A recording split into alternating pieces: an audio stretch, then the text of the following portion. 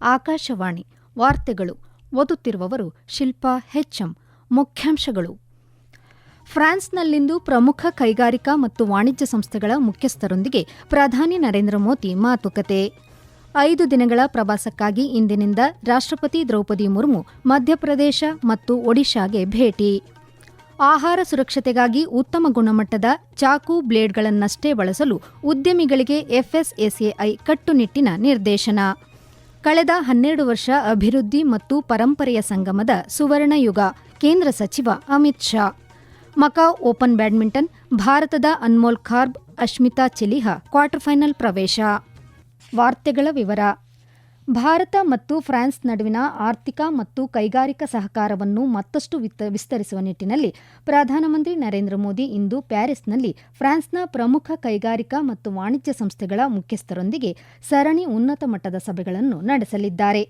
ಪ್ರಧಾನಮಂತ್ರಿಯವರು ಸ್ಯಾಂಟ್ ಗೊಬೈನ್ ಸಂಸ್ಥೆಯ ಅಧ್ಯಕ್ಷ ಹಾಗೂ ಮುಖ್ಯ ಕಾರ್ಯನಿರ್ವಹಣಾಧಿಕಾರಿ ಬೆನೈಟ್ ಬಾಜಿನ್ ಅವರೊಂದಿಗೆ ಮಾತುಕತೆ ನಡೆಸಲಿದ್ದಾರೆ. ಈ ಸಭೆಯಲ್ಲಿ ಪರಿಸರ ಸ್ನೇಹಿ ಉತ್ಪಾದನೆ ಮತ್ತು ಸುಸ್ಥಿರ ಮೂಲಸೌಕರ್ಯ ಅಭಿವೃದ್ಧಿಯ ಕುರಿತು ಚರ್ಚೆಗಳು ನಡೆಯಲಿವೆ. ತದನಂತರ ರೈಲ್ವೆ ಆಧುನೀಕರಣ ಮತ್ತು ಸ್ಮಾರ್ಟ್ ಸಂಚಾರ ಕ್ಷೇತ್ರಗಳಲ್ಲಿ ಸಹಕಾರವನ್ನು ಅನ್ವೇಷಿಸಲು ಆಲ್ಟೋಮ್ ಸಂಸ್ಥೆಯ ಮುಖ್ಯ ಕಾರ್ಯನಿರ್ವಹಣಾಧಿಕಾರಿಯವರನ್ನು ಪ್ರಧಾನಿ ಭೇಟಿಯಾಗಲಿದ್ದಾರೆ. ತಂತ್ರಜ್ಞಾನ ವಲಯಕ್ಕೆ ಸಂಬಂಧಿಸಿದಂತೆ ಕೃತಕ ಬುದ್ಧಿಮತ್ತೆ, ನಾವೀನ್ಯತೆ ಹಾಗೂ ಜವಾಬ್ದಾರಿಯುತ ತಂತ್ರಜ್ಞಾನ ಆಡಳಿತದ ಕುರಿತು ಮಿಸ್ಟ್ರಲ್ ಎಐ ಸಂಸ್ಥೆಯ ಸಹ ಸಂಸ್ಥಾಪಕ ಆರ್ಥರ್ ಮೆನೆಶ್ ಅವರೊಂದಿಗೆ ಪ್ರಧಾನಮಂತ್ರಿಯವರು ಸಂವಾದ ನಡೆಸಲಿದ್ದಾರೆ. ಸಿಎಂಎ ಸಿಜಿಎಂ ಸಮೂಹದ ಅಧ್ಯಕ್ಷ ಮತ್ತು ಸಿಇಒ ರೊಡಾಲ್ಫ್ ಸಾಡೆ ಅವರೊಂದಿಗಿನ ಭೇಟಿಯೊಂದಿಗೆ ಈ ಸರಣಿ ಸಭೆಗಳು ಮುಕ್ತಾಯಗೊಳ್ಳಲಿವೆ. ಈ ವೇಳೆ ಕಡಲ ವ್ಯಾಪಾರ, ಬಂದರುಗಳ ಆಧುನೀಕರಣ ಮತ್ತು ಸುದೃಢ ಜಾಗತಿಕ ಪೂರೈಕೆ ಸರಪಳಿಗಳ ನಿರ್ಮಾಣದ ಕುರಿತು ಮಹತ್ವದ ಮಾತುಕತೆಗಳು ನಡೆಯಲಿವೆ. ಪ್ರಧಾನಮಂತ್ರಿಯವರ ಈ ಎಲ್ಲ ಉನ್ನತ ಮಟ್ಟದ ಭೇಟಿಗಳು ಭಾರತ ಮತ್ತು ಫ್ರಾನ್ಸ್ ದೇಶಗಳ ನಡುವೆ ವೃದ್ಧಿಸುತ್ತಿರುವ ಕಾರ್ಯತಂತ್ರದ ಆರ್ಥಿಕ ಸಹಭಾಗಿತ್ವವನ್ನು ಮತ್ತಷ್ಟು ಎತ್ತರಕ್ಕೆ ಕೊಂಡೊಯ್ಯಲಿವೆ. ರಾಷ್ಟ್ರಪತಿ ದ್ರೌಪದಿ ಮುರ್ಮು ಇಂದಿನಿಂದ 5 ದಿನಗಳಿಗೆ ಮಧ್ಯಪ್ರದೇಶ ಮತ್ತು ಒಡಿಶಾಗೆ ಅಧಿಕೃತ ಪ್ರವಾಸ ಕೈಗೊಂಡಿದ್ದಾರೆ. ಬೇತುಲ್ನಲ್ಲಿ ಇಂದು ಆಯೋಜಿಸಲಾಗಿರುವ ಆಧ್ಯಾತ್ಮಿಕ ಜಾಗೃತಿಯ ಮೂಲಕ ಬುಡಕಟ್ಟು ಸಮಾಜದ ಸಬಲೀಕರಣ ಎಂಬ ಕಾರ್ಯಕ್ರಮದಲ್ಲಿ ಅವರು ಪಾಲ್ಗೊಂಡರು. ಇಂದೋರ್ಗೆ ತಲುಪಿದ ಅವರನ್ನು ಮಧ್ಯಪ್ರದೇಶ ರಾಜ್ಯಪಾಲ ಮಂಗೂಬಾಯ್ ಪಟೇಲ್, ಮುಖ್ಯಮಂತ್ರಿ ಮೋಹನ್ ಯಾದವ್ ಹಾಗೂ ಹಲವು ಹಿರಿಯ ನಾಯಕರು ಮತ್ತು ಅಧಿಕಾರಿಗಳು ಬರಮಾಡಿಕೊಂಡರು. 2ನೇ ದಿನದಂದು ಅವರು ಓಂಕಾರೇಶ್ವರದಲ್ಲಿ ನಡೆಯಲಿರುವ ಅಂತಾರಾಷ್ಟ್ರೀಯ ಸಿಕಲ್ ಸೆಲ್ ದಿನಾಚರಣೆಯಲ್ಲಿ ಪಾಲ್ಗೊಳ್ಳಲಿದ್ದಾರೆ. ತದನಂತರ ಒಡಿಶಾದ ರಾಯರಂಗ್ಪುರಕ್ಕೆ ಭೇಟಿ ನೀಡಲಿರುವ ಅವರು ಏಮ್ಸ್ ಭುವನೇಶ್ವರ ವತಿಯಿಂದ ಆಯೋಜಿಸಲಾದ ವೈದ್ಯಕೀಯ ಶಿಬಿರವನ್ನು ಉದ್ಘಾಟಿಸಲಿದ್ದು, ಇದೇ ವೇಳೆ ಕುಸಿಮಿ ಬ್ಲಾಕ್ ವ್ಯಾಪ್ತಿಯ ಗಣಿಗಾರಿಕಾ ಪೀಡಿತ ಗ್ರಾಮಗಳಿಗೆ ಹಮ್ಮಿಕೊಳ್ಳಲಾಗಿರುವ ಬೃಹತ್ ಸಂಯೋಜಿತ ಗ್ರಾಮೀಣ ಕೊಳವೆ ನೀರು ಸರಬರಾಜು ಯೋಜನೆಯನ್ನು ರಾಷ್ಟ್ರಕ್ಕೆ ಸಮರ್ಪಿಸಲಿದ್ದಾರೆ. ಇದೇ 21ರಂದು ರಾಷ್ಟ್ರಪತಿ ಜಬಲ್ಪುರದಲ್ಲಿ ನಡೆಯಲಿರುವ ಅಂತಾರಾಷ್ಟ್ರೀಯ ಯೋಗ ದಿನದಲ್ಲಿ ಪಾಲ್ಗೊಳ್ಳಲಿದ್ದಾರೆ. ಈ 5 ದಿನಗಳಾದ್ಯಂತ ರಾಷ್ಟ್ರಪತಿಯವರು ಇತರ ಹಲವು ಕಾರ್ಯಕ್ರಮಗಳಲ್ಲಿ ಪಾಲ್ಗೊಳ್ಳಲಿದ್ದಾರೆ. ಆಹಾರ ಸಂರಕ್ಷಣೆ ಮತ್ತು ನಿರ್ವಹಣಾ ಚಟುವಟಿಕೆಗಳಲ್ಲಿ ಕೇವಲ ಸುರಕ್ಷಿತ ಹಾಗೂ ತುಕ್ಕು ನಿರೋಧಕ ಸಾಮರ್ಥ್ಯವಿರುವ ಚಾಕು ಬ್ಲೇಡ್ಗಳು ಮತ್ತು ಇತರೆ ಕತ್ತರಿಸುವ ಉಪಕರಣಗಳನ್ನು ಅಷ್ಟೇ ಬಳಸಬೇಕು ಎಂದು ಭಾರತೀಯ ಆಹಾರ ಸುರಕ್ಷತೆ ಮತ್ತು ಗುಣಮಟ್ಟ ಪ್ರಾಧಿಕಾರ ಎಫ್ಎಸ್ಎಸ್ಎಐ ಎಲ್ಲ ಆಹಾರ ಉದ್ಯಮಿಗಳಿಗೆ ನಿರ್ದೇಶನ ನೀಡಿದೆ. ಕೆಲವು ಸಂಸ್ಥೆಗಳಲ್ಲಿ ತುಕ್ಕು ಹಿಡಿದ, ಸವೆದು ಹೋದ ಅಥವಾ ಹಾನಿಗೊಳಗಾದ ಅಸುರಕ್ಷಿತ ಪರಿಕರಗಳನ್ನು ಬಳಸುತ್ತಿರುವುದು ಕಂಡುಬಂದ ಹಿನ್ನೆಲೆಯಲ್ಲಿ ಈ ಸೂಚನೆ ನೀಡಲಾಗಿದೆ. ಇಂತಹ ದೋಷಪೂರಿತ ಉಪಕರಣಗಳ ಬಳಕೆಯಿಂದ ಆಹಾರವು ಮಲಿನಗೊಂಡು ಗ್ರಾಹಕರ ಆರೋಗ್ಯಕ್ಕೆ ತೀವ್ರ ಅಪಾಯವನ್ನು ಉಂಟುಮಾಡುತ್ತದೆ ಎಂದು ಪ್ರಾಧಿಕಾರ ಎಚ್ಚರಿಸಿದೆ. ಆಹಾರ ತಯಾರಿಕೆ, ಪ್ಯಾಕೇಜಿಂಗ್ ಮತ್ತು ಸಂಗ್ರಹಣೆಯಲ್ಲಿ ಬಳಸುವ ಎಲ್ಲಾ ಪಾತ್ರೆಗಳು ಹಾಗೂ ಉಪಕರಣಗಳು ಕಡ್ಡಾಯವಾಗಿ ನಂಜುರಹಿತ ವಸ್ತುಗಳಿಂದ ಮಾಡಲ್ಪಟ್ಟಿರಬೇಕು ಮತ್ತು ಅವುಗಳನ್ನು ನಿಯಮಿತವಾಗಿ ಕ್ರಿಮಿನಾಶಕ ಪ್ರಕ್ರಿಯೆಗೆ ಒಳಪಡಿಸಬೇಕು ಎಂದು ಸ್ಪಷ್ಟಪಡಿಸಲಾಗಿದೆ.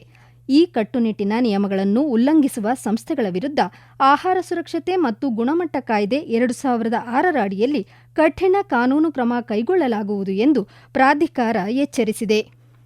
ರಕ್ಷಣಾ ಉತ್ಪಾದನಾ ವಲಯದಲ್ಲಿ ಸ್ವಾವಲಂಬನೆ ಸಾಧಿಸುವ ಪ್ರಮುಖ ಹೆಜ್ಜೆಯಾಗಿ ನಾಳೆ ಮಹಾರಾಷ್ಟ್ರದ ನಾಗ್ಪುರದಲ್ಲಿರುವ ಅಂಬಾಝರಿಯಲ್ಲಿ ಯಂತ್ರ ಇಂಡಿಯಾ ಲಿಮಿಟೆಡ್ನ ಆರ್ಡನೆನ್ಸ್ ಕಾರ್ಖಾನೆಯಲ್ಲಿ 10,000 ಟನ್ ಸಾಮರ್ಥ್ಯದ ಬೃಹತ್ ಅಲ್ಯೂಮಿನಿಯಂ ಎಕ್ಸ್ಟ್ರೂಷನ್ ಪ್ರೆಸ್ ನಿರ್ಮಾಣಕ್ಕೆ ಕೇಂದ್ರ ರಕ್ಷಣಾ ಸಚಿವ ರಾಜನಾಥ್ ಸಿಂಗ್ ಶಂಕುಸ್ಥಾಪನೆ ನೆರವೇರಿಸಲಿದ್ದಾರೆ. ಈ ಅತ್ಯಾಧುನಿಕ ತಂತ್ರಜ್ಞಾನ ದೇಶದ ರಕ್ಷಣಾ ಉತ್ಪಾದನಾ ವಲಯದಲ್ಲಿ ಅತ್ಯಂತ ಪ್ರಮುಖ ಆಸ್ತಿಯಾಗಲಿದೆ ಎಂದು ಪರಿಗಣಿಸಲಾಗಿದೆ.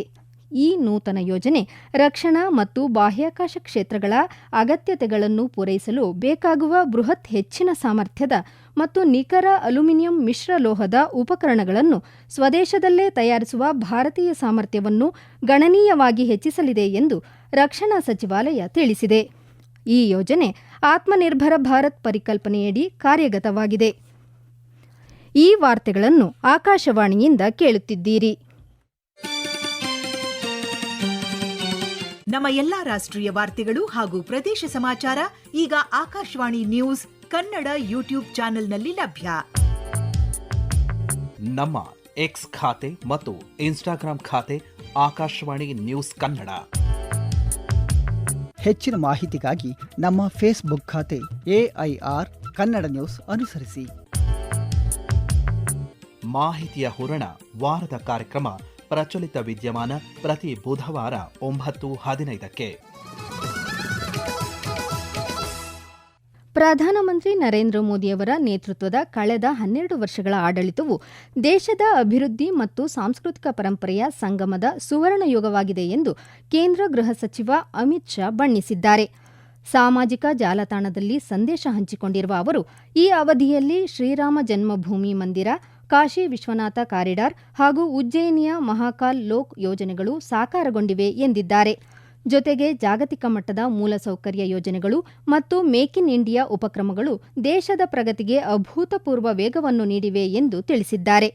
ದೇಶದ ಸಾಂಸ್ಕೃತಿಕ ಅಸ್ಮಿತೆಯನ್ನು ಮರುಸ್ಥಾಪಿಸುವಲ್ಲಿ ಸರ್ಕಾರದ ಕ್ರಮಗಳನ್ನು ಉಲ್ಲೇಖಿಸಿರುವ ಅವರು, 1 ಕೋಟಿ ಐತಿಹಾಸಿಕ ದಾಖಲೆಗಳ ಡಿಜಿಟಲೀಕರಣ, ವಿದೇಶಗಳಲ್ಲಿದ್ದ 668 ಪುರಾತನ ಕಲಾಕೃತಿಗಳ ವಾಪಸಾತಿ, 11 ಬುಡಕಟ್ಟು ಸ್ವಾತಂತ್ರ್ಯ ಹೋರಾಟಗಾರರ ವಸ್ತು ಸಂಗ್ರಹಾಲಯಗಳ ಸ್ಥಾಪನೆ ಹಾಗೂ 11 ಭಾರತೀಯ ಭಾಷೆಗಳಿಗೆ ಶಾಸ್ತ್ರೀಯ ಭಾಷಾ ಸ್ಥಾನಮಾನ ನೀಡಿರುವುದನ್ನು ಮುನ್ನೆಲೆಗೆ ತಂದಿದ್ದಾರೆ.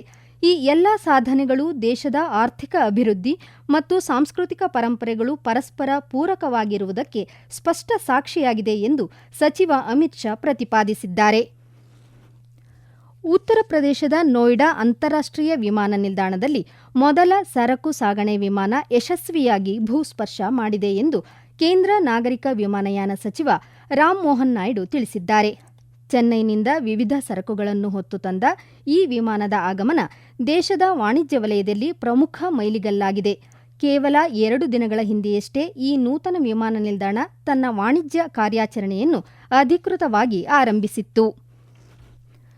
ಕಳೆದ 1 ದಶಕದಲ್ಲಿ ಭಾರತ ಶಿಕ್ಷಣ, ಕೌಶಲ್ಯಾಭಿವೃದ್ಧಿ, ಉದ್ಯಮಶೀಲತೆ, ಕ್ರೀಡೆ, ಆರೋಗ್ಯ ಮತ್ತು ನಾಗರಿಕ ಭಾಗವಹಿಸುವಿಕೆ ಸೇರಿದಂತೆ ವಿವಿಧ ಕ್ಷೇತ್ರಗಳಲ್ಲಿ ಯುವಜನರಿಗೆ ಅವಕಾಶಗಳನ್ನು ವ್ಯಾಪಕವಾಗಿ ವಿಸ್ತರಿಸಿದೆ ಎಂದು ಕೇಂದ್ರ ಯುವ ವ್ಯವಹಾರ ಮತ್ತು ಕ್ರೀಡಾ ಸಚಿವ ಮನ್ಸುಖ್ ಮಾಂಡವೀಯ ತಿಳಿಸಿದ್ದಾರೆ.